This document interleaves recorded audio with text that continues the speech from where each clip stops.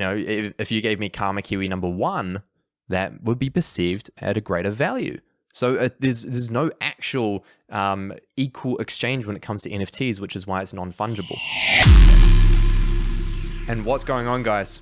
Welcome to the very first episode of NFTs, the what, how, and why.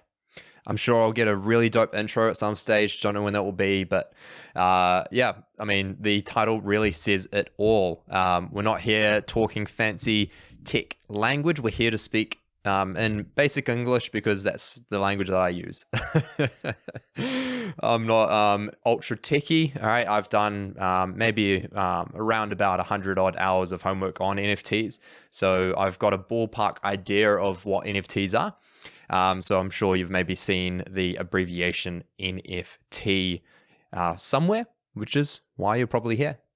Or if, once I've interviewed some incredible people, actually, I've got some incredible people lined up for this show to come on and be interviewed.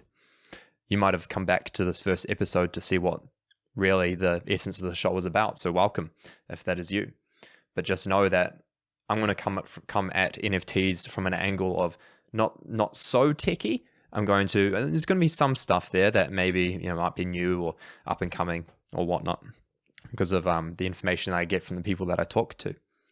However, just know that my audience here is actually for the almost newbie person that's coming into the NFT world, as well as that newbie person that's already in the NFT world, right? Or newbie. Noob. Brings me back to my RuneScape days. Who is also wanting to expand and grow and maybe learn the lessons from me that I've learned through flipping, through making literally tens of thousands of dollars in the space of a few weeks just through investments alone, digital investments. Yes, this is literally what's possible with this. It's crazy. And so I'm going to speak a lot about my journey. And we're also going to have, as I mentioned, some amazing people on this podcast to speak more about the nitty-gritties of NFTs and about cool up-and-coming projects. I'm going to be speaking about what I'm investing in and why I'm investing in it. And just know that everything that I say on this entire podcast, including this episode, is not financial advice. It is not financial advice, guys. Do not take it as financial advice, please. Because otherwise I'll get sued somehow, even though I'm in America. But hey, New Zealand's got its own rules. But you get my point, right? This is the NFTs are literally the riskiest financial asset that you could put your money into. The riskiest that I know of, anyway. Right? I'm sure there's many others that are more risky. But this is the riskiest. A great investment asset that I know of. Okay. With that being said, with greater risk, there's greater potential for reward, right? So, I'll just share quickly a bit about what NFTs are, my journey with NFTs, and then, I'll talk about what this entire show is going to be all about. And, let's just get this started. So, NFTs, all right, firstly, where the frick did I see NFTs firstly? Well, I randomly started tuning back into Gary Vaynerchuk's podcast for the first time in a while. If you don't know Gary Vaynerchuk, I highly recommend that you tune into his podcast, watch his videos, follow his Instagram. He's all, in the NFT space. He's very deep in that. And if you're an entrepreneurial in any shape or form, you'll probably find his content very valuable, as I did. And I used to listen to his content all the time 4 or 5 years ago. I was a big fan, and then I found it very repetitive, so I stopped and hadn't listened to his stuff in about a year or two, maybe 2 years or so.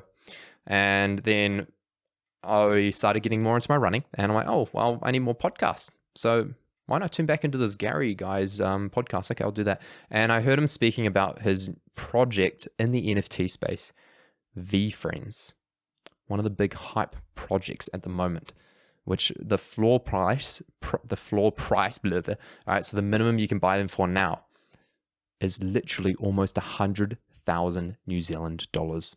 Okay, as I film this, as I record this right now.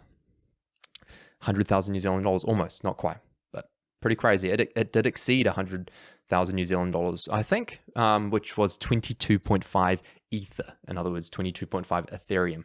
For those that don't know Ether, Ether's just the coin itself on the Ethereum blockchain. So we'll speak about that stuff too, so don't worry if that makes no sense. And so I'm like, well, I trust Gary. He's hyping up this project. So he's literally telling me to buy a freaking VeeFriend. So I bought a freaking VeeFriend. Cost me almost 5,000 New Zealand dollars or around about, which was 0.9 Ether plus gas. All right. And again, I'll speak about all of this lingo, so don't worry too much. And yeah, I bought that about 4 months ago. Yeah, and now it's, almost 20 folded. My investment's 20 folded in 4 months. That's a real thing, guys. It's real. It's here. Like this is the new age of web, right? Now, NFT, what is it? And why is it so valuable? NFT, non-fungible token. Non-fungible token. What was non-fungible? Okay. Non-fungible from memory means unique. Okay. There's nothing else like it. Okay. So for example, if I pulled out a $2 coin, it's fungible, right? Meaning if I give you a $2 coin, you could give me another $2 coin and it'll be the same worth, same value. If even I'm in cryptocurrency, I've got a Bitcoin, I give you one Bitcoin. I wish I had a whole Bitcoin, that'd be amazing. But I give you one whole Bitcoin and then you give me one whole Bitcoin. It's the same, it's equal. But say I give you a VeeFriend and you give me a Bored Ape Yacht Club, okay? Which, you wouldn't do because Bored Ape right now is worth more. But I do believe VeeFriends will overtake them at some stage. I do believe that. Now, that wouldn't be a fair trade. And also, maybe it is a fair trade in the eyes of the person with a Bored Ape. They might think, well, VeeFriends is probably going to do better, therefore I'll trade you. And I might be in the headspace of the fact that, well, Bored Ape right now is worth more, so I'll trade you, right? So it really depends on the person's perceived value of it. And even if I traded you, my Karma Kiwi, which is the type of VeeFriend that I have, right? And again, don't worry about like the difficulty in understanding this stuff. I'll get more into it. Then, you might trade me a patient panda, and that patient panda is definitely worth more because Gary talks about it a lot more than Karma Kiwi. But basically, because even though it's still a VeeFriend, it has different value, which is why it's non-fungible. And because, I'm Karma Kiwi, I think number 7 or something. I can't remember which one I am now. But, if you gave me Karma Kiwi number 1, that would be perceived at a greater value. So there's no actual equal exchange when it comes to NFTs, which is why it's non-fungible. Okay, so there's no equal exchange. It's purely unique. Each NFT is so unique, and you own that piece of art on the blockchain. What the frick, right? Now, some of you listening will be like, yeah, right, makes sense. Many of you won't. So we're going to explain that. Token, of course, meaning, some form of piece or like piece of art, okay, or coin or picture, okay, token. All right, I actually don't know how to explain token too well. I'm sure you know what token is. Okay, so you get my point. Now, an NFT is essentially a piece of art which exists on the blockchain, like I said. Now, blockchain is a decentralized form of technology, right? Similar to, and this is a terrible comparison for you techie guys. You're going to hate this, but this is just a really good way that my, not so techie brain understood it when it came to the analogy. Is it's almost like the cloud, right? Which it's not, but you get what I mean when I'm saying it. So in other words, it sort of exists up there, if you will. Okay. Yes, there's a lot of storage and all this sort of stuff going on. Yes. However, it is this concept that if I say have something in the cloud, you could access that thing in the cloud on the other side of the world, right? So it's sort of like that. So we'll get there. Now, the blockchain is a technology that, again, I'm not super techie, so techie people might hate me for the way I explain it, but I'm an Englishy minded person, and Kiwi, by the way, which is why I bought a Karma Kiwi from New Zealand. So it's a decentralized technology, meaning there's no specific private owner or no specific government or council owner. Okay, so for example, the NZ dollar, the New Zealand, like New Zealand owns a New Zealand dollar, right? America owns the US dollar, right? Europe owns the euro, right? So you kind of get my point, right? There's specific governments that have a particular power over that particular coin or that particular currency. Whereas with Bitcoin, no one has actual power over Bitcoin. No one actually has power over Ethereum, right? There was a guy that built Ethereum as a blockchain, which is this sort of technology where I can deposit money, I can extract money, I can use that money, I can build technology on that particular blockchain, specifically called Ethereum, right? Now, if I build something on this Ethereum blockchain, which, exists up there, in the good old clouds, doesn't really, but you get my point, right? Say I build something like this, NFT project. Now, if I build something on Ethereum blockchain, you can't access it through the Bitcoin blockchain. I've got to actually go onto Ethereum blockchain to access that. Now, I guarantee this one thing. You will probably grasp very little just by listening to me speak. You will grasp much more as you listen to the next couple of episodes and you learn to go ahead and, set up your crypto wallet, and you have a play around on Twitter and look at all the different projects, and maybe you play around on OpenSea, which is like the eBay of NFTs, if you will. So you go on there, you can place bids on certain NFTs, or you can buy now and get them directly, right? So we'll get into all of that stuff as we go. So I'm going to try to be as succinct as possible. And along the way, if you guys have questions, you can always message me directly at Coach Keza on Instagram. So Coach Keza, all right, Keza is Kezza, right? It's all one word. If you're on Twitter, you can find me there. I've only just started because good old NFTs, Coach_Keza, Kezza. So now that we've gotten that out of the way, right? This token exists on the blockchain. Now, people, and basically how it will work is, like, say I have a Squirtle Pokemon card and you have a Bulbasaur Pokemon card. Now, if I value grass types, I'm probably going to want your Bulbasaur. And if you value water types, great, we'll have a trade, right? If I don't, right, and say I really wanted your Bulbasaur, but, you didn't really want my Squirtle, and I said, well, I'll give you my Squirtle and I'll give you $1,000. Great, there's that exchange, right? So there's going to be a particular perceived value on different cards based on the masses demand for a particular token type. So for example, with VeeFriends, which is Gary Vaynerchuk's project, people want VeeFriends, one, because it's his project and he's got a big brand, big name, right? Similar to Gucci, similar to Louis Vuitton, right? Similar to, I don't really know too many other big brands, but you get my point. I'm not really, a big spender when it comes to that stuff. That's not where I like to put my money, because NFTs. And so people value it because of the big name. Literally, if you took the logo off, it literally decreases the value by about 9 or 10 times over. It's crazy. Like, yes, the quality, you can literally find similar quality with other brands for literally 9 or 10 times cheaper. It's insanity. But that's the raw truth of it, right? Now, that's the same thing with these tokens. These tokens are literally just a piece of art that exist as, imagine if you went on and, took a picture, or you used paint. When's the last time you guys used paint? Literally, remember that Windows tool, Paint, where you just go on, you get my point. And, you draw this picture and you save it as a JPEG or a PNG, and then you upload it to the blockchain. And it's like, here's my NFT, right? You could literally do that. But most artists won't do that. They'll make this beautiful piece of art using their own technology, using their own tools, and then they'll upload this art on the blockchain and build a whole bunch of unique characters. And then the characters will have different levels of rarity, just like trading cards, right? So if you've ever traded cards, you'll probably start clicking, right? And also as well, if people were into, when there was a phase when people were into Yu-Gi-Oh, right? So during that time, Yu-Gi-Oh cards were worth a lot of money. Now, if I try to sell Yu-Gi-Oh cards, yes, there'll be people that will buy them, but the demand is much less, and I'll probably get less money for most of the cards. There'll only be certain specific cards for collectors that will keep collecting them. The same thing is happening with NFTs already.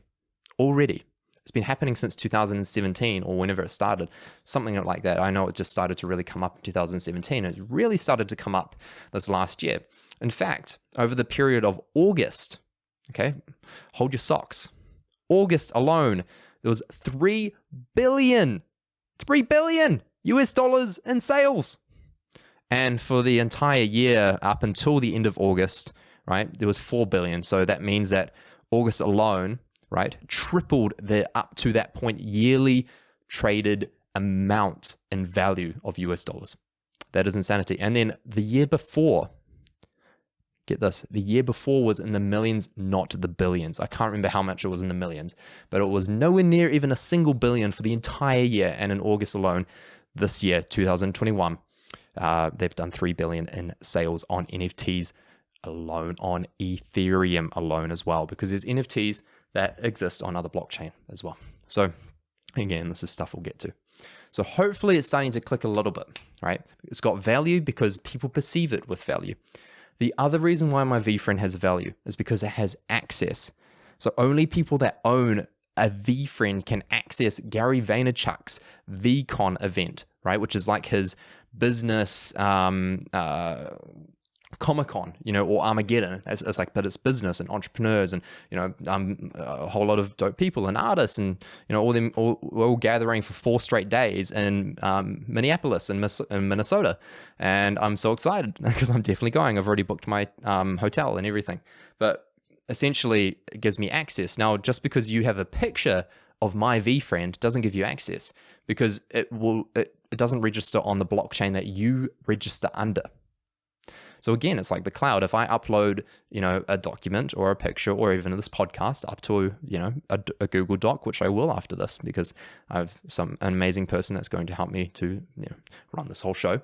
And if I upload it there, then only who I give, because obviously I'll give my friend and assistant access to that, the files on the cloud. Fantastic. Should be able to access them and download them and, edit them and all that, which would be great. But it's a bit different with the blockchain. Okay. So I will never, ever give anyone else access to, Kieran Headley's access to blockchain, right? To my wallet, essentially, right? That's mine, right? So, but you get my point, right? It's my account, if you will, and everything that's stored in that account, only I technically have access to, right? Yes, it's possible to give other people access, but do not ever do that, okay? That's rule number 1 through to 100. Don't ever give out your seed phrase, which again is something I'll talk about, or access to your wallet, ever, ever, ever, ever. Not even a financial advisor, please don't, because I am not one either. And if anyone ever asks you for any of that stuff, like access to your wallet or your seed phrase, never ever give it to them, because they do not need it for anything. All they need is your wallet ID. Okay, so your wallet has a specific ID, similar to the way your Google Doc has technically some sort of ID. Okay, so, or your Google, Drive has a specific ID. So if people know your email, which is your ID, okay, they can send things straight to you through your email and through the drive, and then you can access it through the cloud and download it to your drive, right? So again, NFTs are going to work in a similar thing. These tokens, you can trade them through the blockchain and, in English, in the cloud, if you will, right? You transfer them over if you want, or you can sell them, or through a, you can sell them specifically through the eBay of NFTs, which is OpenSea, or you can sell them directly to the person if you know the person very well. They might send you specifically cryptocurrency, and then you send them over the NFT, right? You can do it that way, which I don't recommend unless you really, really trust the person, okay? Because it can be, there's no contract that's going to protect you there. So hopefully that's bringing some more clarity. All right. Again, please, guys, do message me with questions. I'm sure this will at least help me to be more specific and crystal with exactly what it is that you guys need to understand more of and want to hear more about. Now, I'm going to talk about how to set yourself up in the next episode. So that's going to be our next focus, so that you can set yourself up and have a play around. I'm going to speak about the NFTs that I own, all right, these non-fungible tokens. But yeah, essentially, I'm going to speak a tiny bit more on the value of them and the way that the future is looking with NFTs, and then we're going to close up. So, put it this way. People are dubbing this Web 3.0. What this means is the internet was Web 1.0. Social media was an upgraded version of internet, right? People just would literally go straight onto social media and be able to freaking pick up a brick, a technological brick, and contact someone on the other side of the world with their technological brick, all right? And then we can see each other through the technological brick in real time. That is insanity if you think about it, right? 20 years ago, you'd literally think I'm a musician if I could video call you in America when I'm in New Zealand. You'd literally think I'm a magician, right? It's like what's the quote? I can't remember the quote, but it's like the person in the rowboat thinks the person in the sailboat is a magician. Why? Because when they've got wind in their sails, they don't have to paddle. They will go with the wind. Looks like magic. So same thing with NFTs. NFTs is the next level above that again. They've dubbed it Web 3.0. And what this looks like, and as in Gary Vaynerchuk's words, he says, in about 5 years' time, he reckons that people are more likely to give out their wallet ID than their social media.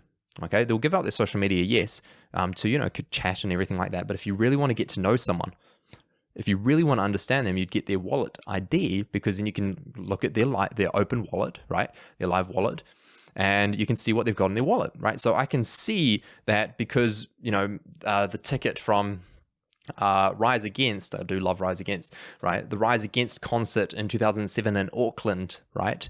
And you got the NFT of that specific concert of the 2007 Rise Against show in Auckland, right? And because the ticket was sold as an NFT initially, and then that NFT gave you access to the event and was the actual ticket, but also as well was a collectible piece of art that you held.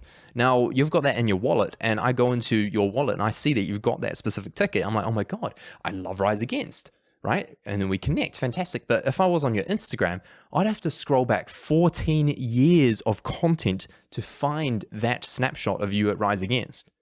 So it's much more difficult to actually understand exactly the person's interests and wants and desires, right, in life, and the way that they live their life just through a few snapshots of like their last year of life. But if you actually see the things that they're collecting, you can really get to understand the person in a deeper level. Right, so there's so many beautiful ways that NFTs are going to become the thing. Right, and it's literally happening now, as I mentioned, 3 billion in the last month. That's just insanity. So this is here, it's now, and I highly, highly suggest, I don't recommend, I suggest, okay, I'm giving you a nudge. I'm not giving you advice because I'm not allowed to, that you really tune into these podcasts and any other podcasts that are to do with NFTs that talk to you in English, not high-tech language, so you can understand NFTs more, and then maybe you upgrade to the tech language stuff, which is not so much going to be here. As I said, the techie people will hear some of the stuff I'll say, and they'll be like, it's not like that. I know, because I don't even know how to explain it myself. So I'm explaining things with my limited understanding. I'm going to share about a rug pull that I was a part of, meaning literally I was in on a project, I invested in it, and it just disappeared. It disappeared from my wallet. They deleted their accounts. I couldn't contact them. No, I can't contact anyone else that was in that project either. So basically I lost a bunch of money. It wasn't a huge amount of money, but it was still annoying. And so that's like one example of a story I'm going to share. I'm going to share about how I got into VeeFriends. I'm going to share about my experience at VCon, which is going to be in May of 2022. I'm going to share about that experience. I'm going to go around with my mic and I'm going to interview people, and who knows, maybe interview Gary. Yo, Gary, if you listen to this, bruh, tune in. Come on my podcast, please. And Tom Ballou, okay, CEO of Impact Theory, and was CEO, one of the was a cooperative, co-founded rather, Quest Nutrition. Okay, and he's massively into NFTs now. I'm going to talk about a project that he's created that I'm in on as well. So yeah, all sorts of stuff happening. I'm very excited, and yeah, the space is just absolutely booming, and I can't wait to share so much more with you guys. Probably going to start out with twice a week in terms of podcast, just so we can get information and catching up and all that sort of thing. And then we'll, if it, is basically because a couple of projects I'm working on at the moment are going to take a lot of my time. So it'll probably come back down to once a week after that. But yeah, I really want to get the ball rolling with this. Guys, definitely reach out. I'm here. I'd love to hear what you guys have to say. If you're on YouTube, comment in the comments below what you'd like to see. And yeah, I'm just so excited to do this with you guys. I really am. If you found that you learned something, you found you didn't understand my accent, if you found you burped, you laughed, you cried for any reason, then hit the subscribe if you're on YouTube or on podcast, and share the podcast. This really, really helps us to reach more people that might benefit from this sort of content. Good old reviews and rates and stuff like that are always really beneficial as well. So with that being said, that's it, guys. I look forward to seeing you next time. If I keep saying and keep going on ahead and trying to conclude it, and I don't conclude it, so I'm going to conclude it now. I'll see you next time. Ciao.